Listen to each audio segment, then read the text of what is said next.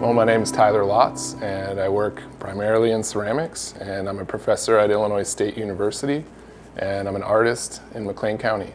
Well, primarily the work that I'm going to be showing at the Art Center this year is going to be mostly sculptures, pedestal-based sculpture and wall sculpture that are influenced by my experiences in the landscape from growing up, my childhood, and also in my adulthood, spending a lot of time traveling, taking in different kinds of landscape.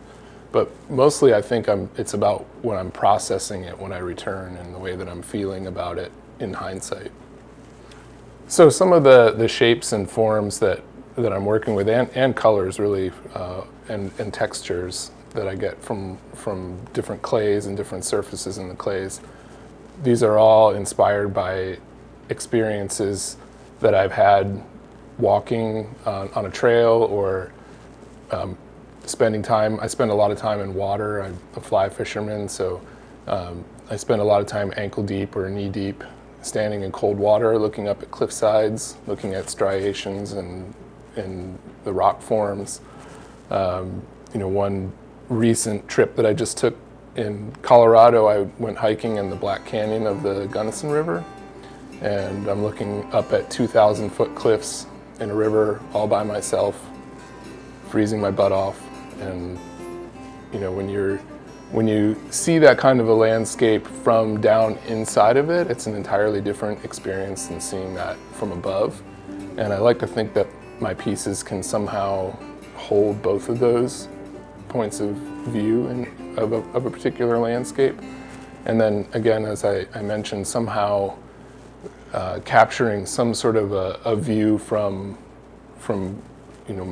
an experience from my memory, not just what I'm actually seeing there. They're never just what I'm seeing there in that actual space. It's some sort of an amalgam of that experience and also other experiences often being folded in.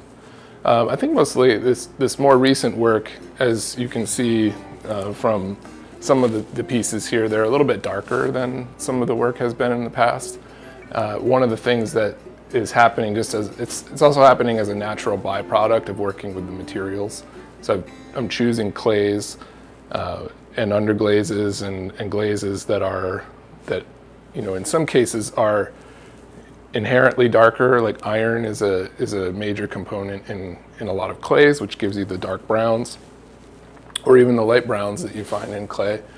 That's not to say that you can't get whites and brighter colors. You can with porcelains and things like that. And it's also something that is still actually happening in the work.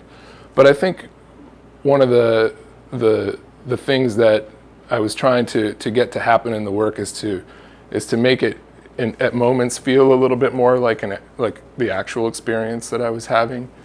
And then in other ways, maybe when the colors are a little bit brighter, they're kind of tweaked or enhanced by distance, by time. And so, I think I like for that to happen a little bit more in smaller moments in the work as a way of as you travel around the work, you kind of situate yourself in a particular area. You get locked into an area, perhaps because of its color, perhaps because of its texture, something like that. And then, again, unlock from it and be able to move back around the form a little bit more to hopefully discover something else. So that thing that you might discover somewhere else may be a shift in the form, it may be a shift in its reflectivity, it may be maybe a much more precarious area in the form where it feels like it could fall over or tip over, like any of these could at any moment. And actually, it's kind of interesting. I think by time maybe this camera or this film rolls or is visible on the website, it's very likely that this piece will be in a different configuration.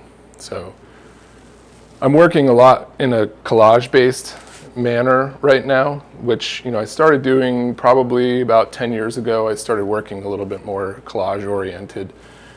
As a way of opening up. I didn't really like the way that the pieces came out exactly how I had envisioned them earlier on in my time of working, and I felt like at that point, I was just going through the motions of making something once I had that, and the pieces kind of died on the table at that point.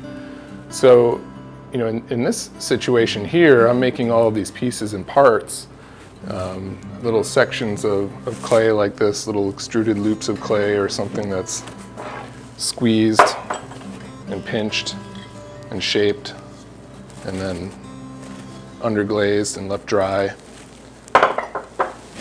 And I take all of those pieces and parts and I'm creating a catalog or a library of forms to work from. And then, once those things are all fired in the kiln, then I bring them to the table, put them on the turnstile, figure out what the base or the general structure of that form is going to be. And then I start to just move things around and start to play with them, just like any kid would do with a pile of blocks. And the nice thing is that I'll go through 10 different iterations of the same general group of objects and keep shaping them around, and then I'll kind of decide basically on a structure that it's going to be when it's finished. But when I take that all apart and I start mixing up epoxy, I have to then somehow remember how some of those parts go back together.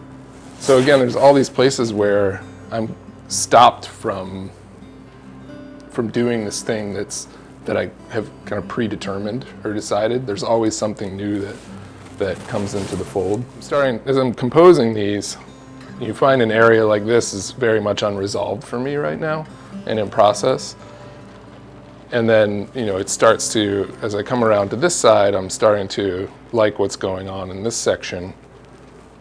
But I think actually it's more complicated to me to make one of these pedestal pieces because they have to do different things as you move around it. It's more than just a one-trick pony, I guess, hopefully. Whereas the two-dimensional pieces, the ones that are hanging on the wall, those ones you can kind of see everything you're going to see. So the most that happens in that moment is you're back from it. You can view and have one experience from a distance. But my hope is that the material and the color and the composition pull you forward a little bit closer. And as you get closer, you start to discover more things in the work, whether those are exactly what they are, whether they are things just simply about the material or something technical like that. But hopefully you get up there and you discover something that causes you to change the way that you're thinking about the work.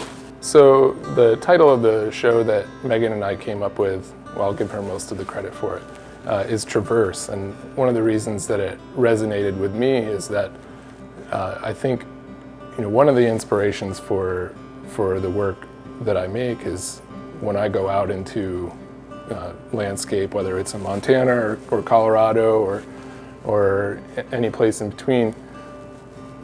One of the things that I like to do is I like to move around, to travel as much around in that space as I can. I'll go off trail, I'll slide down a ski slope, I'll jump in the water.